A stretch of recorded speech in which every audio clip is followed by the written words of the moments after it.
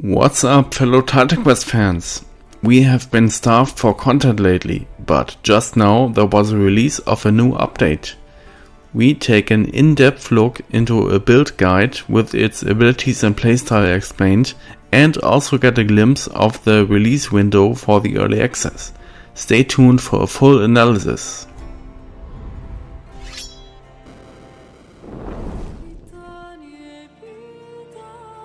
First off, let's talk about the early access release. The blog post mentions, expect more of these over the next weeks, as we are approaching the long-awaited early access. I interpret that as in, we will get one or more blog post updates and then a couple of weeks later, the early access. They announced that this summer we will get it. Summer 2025 ends on September 22nd. I assume we will get the early access by the end of August. That is pure speculation though. Alright, let's dive into the build that's presented here. It's the mastery combination Rogue and Earth, with Rogue being the core mastery and Earth more like the support mastery. With each mastery combination the character gets a distinctive title. For this combination it's Ashstalker. Sounds badass.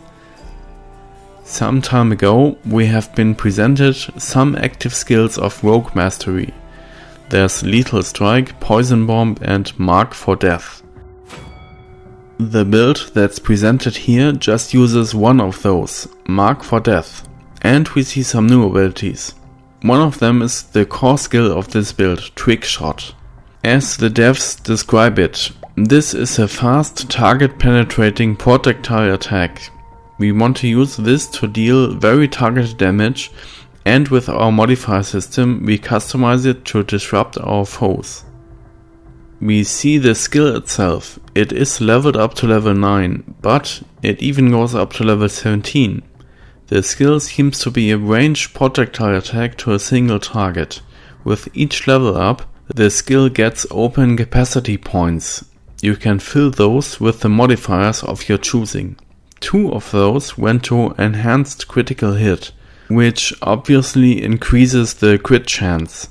The build seems to be perfect to take out single important enemies that use abilities, because 2 of the modifiers target enemies with channeling abilities. We saw a couple of those in the demo version already. For many abilities that the monsters use, you get a green dot above their head, indicating that they will use an ability soon. In some earlier blog posts, the devs mentioned Ichthyan shamans that have a continuous healing spell on allies. That must be a channeling ability too. So, the interrupt modifier stuns channeling enemies and the counter modifier increases the damage dealt to channeling enemies by a lot. The next spell that we see is also a juicy one. It's called Preparation, and it's an aura spell. As in Titan Quest 1, auras reserve some energy when active, but grant you various buffs. By just leveling up the aura, it seems you boost you and your allies poison and physical damage. The modifier Enhanced Critical Hits is used to further boost the crit damage. It seems that buff goes for weapon crits and ability crits. This ability boosts the overall damage, because most of it seems to be crit damage. The next ability is one that we have already seen, Mark for Death. The description says, when you hit a marked enemy you deal 10% of that hit as vitality damage. That's just the base of this skill. With modifiers it obviously gets better. The Shadow Dagger modifier deals massive damage when critically hitting the marked target.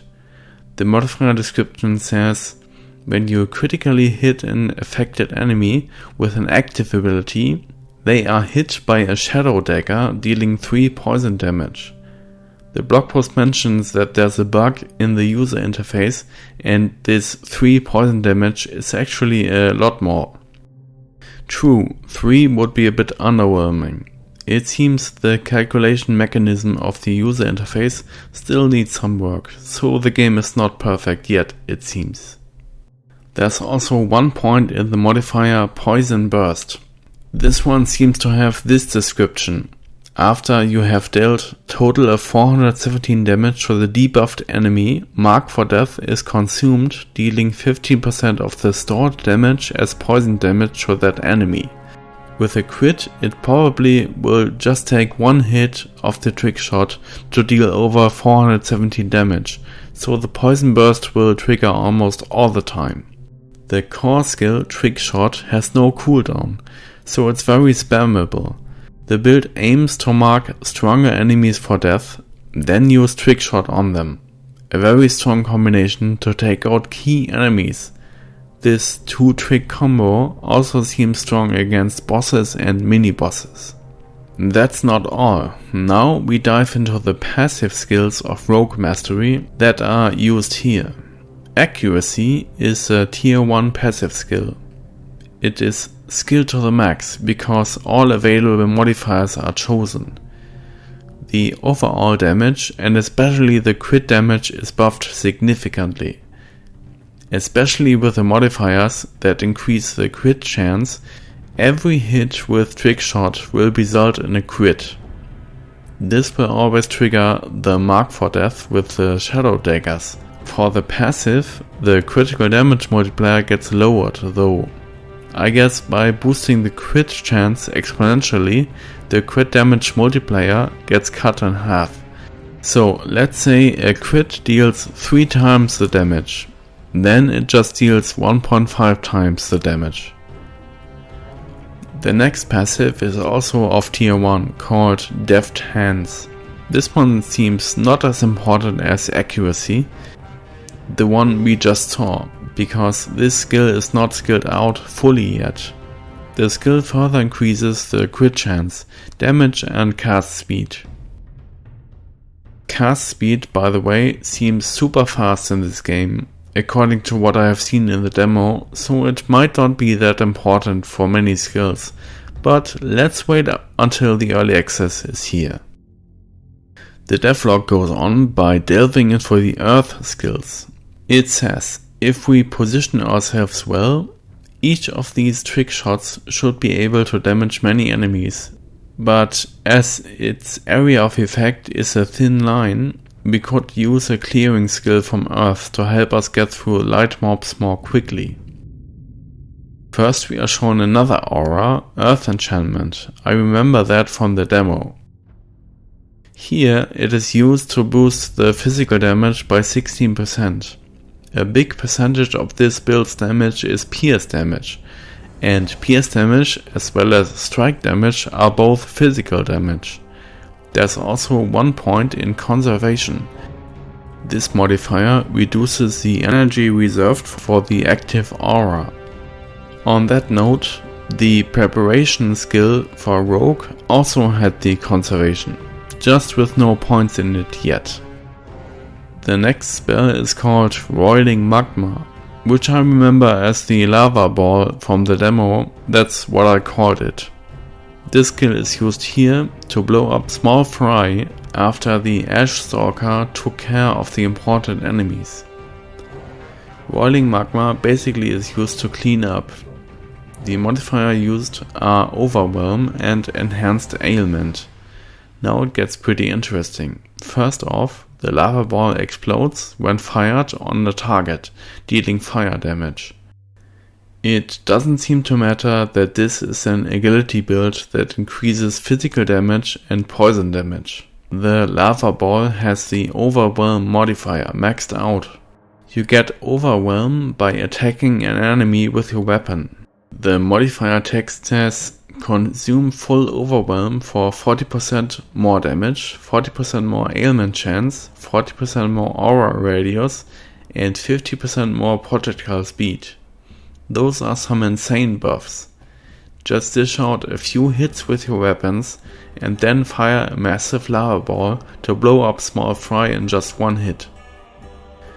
Let's take a look at the modifier Enhanced Ailment. In an earlier video I explained that ailments are damage over time debuffs like bleed, burn, etc. Spells and weapons both have an ailment chance. meaning a chance to also deal the damage over time additionally to the normal damage type. This is pretty cool and a new concept. To sum it all up, the build aims to specialize against enemies with abilities and focusing down important enemies. The fodder gets cleaned up by some weapon attacks and some lava balls. It looks kinda cool in action, and we see the same swampland setting that we saw when we were presented the new Rogue Mastery, showcasing some of its abilities. The character has to dodge around a lot and is kind of a hybrid because he uses mainly spells but also weapons. The build is a nice idea, and I love that this blog post really delves into the game, showing some builds and the modifier choices. This is exactly what I wanted to see for a blog post update. We won't get too many more of those though, because the early access is looming up on the horizon. This one was a really cool blog post, and now it's your turn. How do you like the Ashstalker build?